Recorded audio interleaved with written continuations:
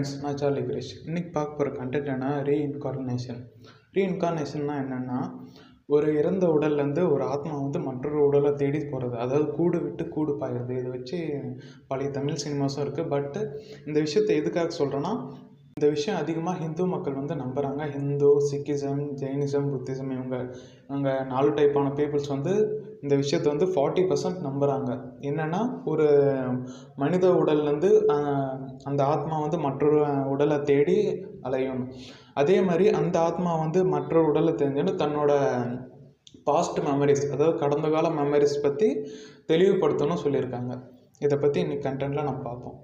Princess Diana, இவங்களோட முழு பேர் வந்து டயானா ஃப்ரான்சிஸ் ஸ்பென்சர். இவங்க வந்து இங்கிலாண்டில் பிறந்தாங்க. இங்கிலாண்டோட இளவரசி. இவங்க வந்து ஜூலை 1, 1967 பிறந்தாங்க. 31 ஆகஸ்ட் 1997 இருந்தாங்க.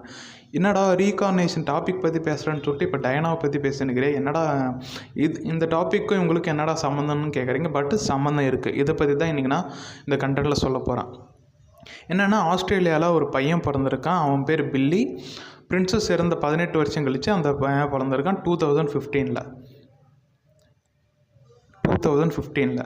பிரின்சஸ் டயானா இறந்து 18 வருஷம் கழித்து 2015 பில்லின்ற ஒரு பையன் பிறந்திருக்கான்.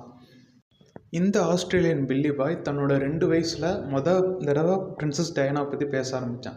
என்னென்னா, அவன் ஃப்ரீ கேஜி ஸ்கூல், அதாவது பால்வாடி ஸ்கூலில் வந்து பிரின்சஸ் டயானோட ஃபோட்டோ பார்த்து, பாருங்கள் இதுதான் நான் பிரின்சஸாக இருக்கும்போது எடுத்த ஃபோட்டோன்னு ஃபர்ஸ்ட் டைம் பிரின்சஸ் டயானாவை பற்றி பேச ஆரம்பித்தான். அப்போ அங்கேருந்து எல்லாருக்கும் ஒரு ஆச்சரியம். என்னடா அவன் பிரின்சஸ், நான் தான் பிரின்சஸ்னு சொல்கிறானேன்னு. அந்த பில்லி பாய் சில நாட்களுக்கு அடுத்து ஒரு விஷயத்த சொன்னால், அந்த விஷயத்தை கேட்கவும் எல்லாருக்கும் ஒரு ஆச்சரியம். அதாவது அந்த பில்லி பாய் வந்து பிரின்சஸ் டயானா அந்த கேஸ்டலுக்கே போனதில்லை. அதாவது அந்த கேஸ்டல் வந்து பால்மோரல் கேஸ்டல். இந்த கேஸ்டலுக்கு வந்து அந்த பில்லி பாய் வந்து லைஃப் டைமில் போனதே கிடையாது. பட் அங்கே இருக்கிற விஷயத்த வந்து இந்த பையன் அக்யூரேட்டாக சொன்னதை பார்த்து எல்லாரும் ஆச்சரியப்பட்டாங்க. என்னென்னா, அந்த கேஸ்டலுக்கு முன்னாடி ஒரு யூனிகார்ன் சிலை இருக்கும், குதிரை வடிவம் உள்ள ஒரு சிலை இருக்கும்.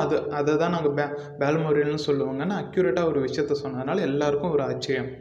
அந்த பில்லி பாயோட மாம் வந்து ஒரு விஷயத்தை பண்ணாங்க. என்னென்னா, அந்த பில்லி பாய்க்கு பிரின்சஸ் டயானாவோட ஃபோட்டோவை கொடுத்தாங்க.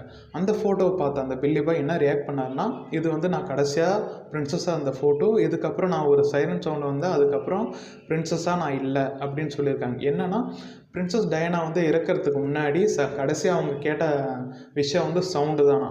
அந்த விஷயத்தை வந்து அந்த பையன் கிளியராக சொல்லியிருக்கான். அதே சமயத்தில் இன்னொரு விஷயத்தையும் அவர் சொல்லியிருக்காரு. என்னென்னா, அதாவது அந்த பில்லி பாய் வந்து சொல்லியிருக்காரு என்னென்னா, எனக்கு ஒரு ஜான்னு ஒரு தம்பி இருக்கான். அதாவது பிரின்சஸ் பிறக்கிறதுக்கு முன்னாடி ஜான்னு ஒருத்தர் பிறந்து இறந்ததை அவர் இப்போ கணிச்சு சொல்லியிருக்காரு.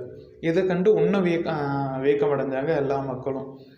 அந்த பில்லி பாய் கடைசியாக ஒரு விஷயம் சொன்னார். அதாவது அவங்களுக்கு 2 பசங்க இருக்கிறதாவும், ஒருத்தரோட பேர் வில்லியம், ஒருத்தர் பேர் ஹென்றி. அதாவது பிரின்சஸ் டயானாவோட பசங்களோட பெயர்கள் வந்து இந்த பில்லி பாய் வந்து கரெக்டாக சொல்லியிருக்காரு.